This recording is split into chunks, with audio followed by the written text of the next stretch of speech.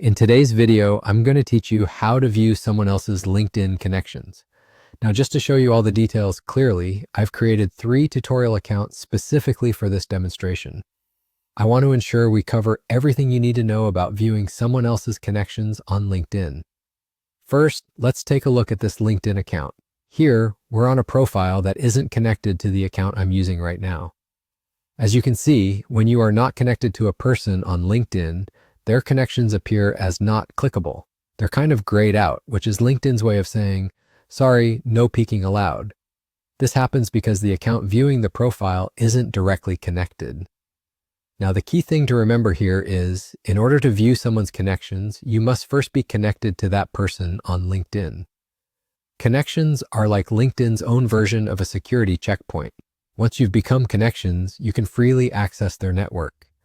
All you have to do is head to that person's profile who you'd like to see the connections for. Once you're on their profile, pay attention to the top section.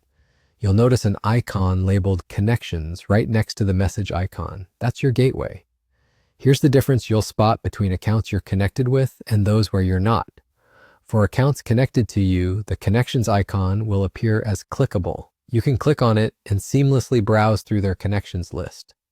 It's all possible simply because the LinkedIn system recognizes that network bond you share. If you go ahead and click on the Connections button, you'll be greeted with a complete list of that person's connections on LinkedIn.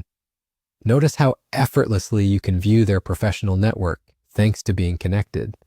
In contrast, if you aren't connected, you'll see that the Connections icon remains gray and unclickable, firmly in no access mode. LinkedIn does this to maintain privacy and encourage real professional connections. And that's essentially how you can view someone else's LinkedIn connections.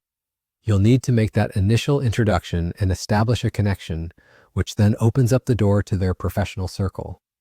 If you found this tutorial helpful, please give us a thumbs up.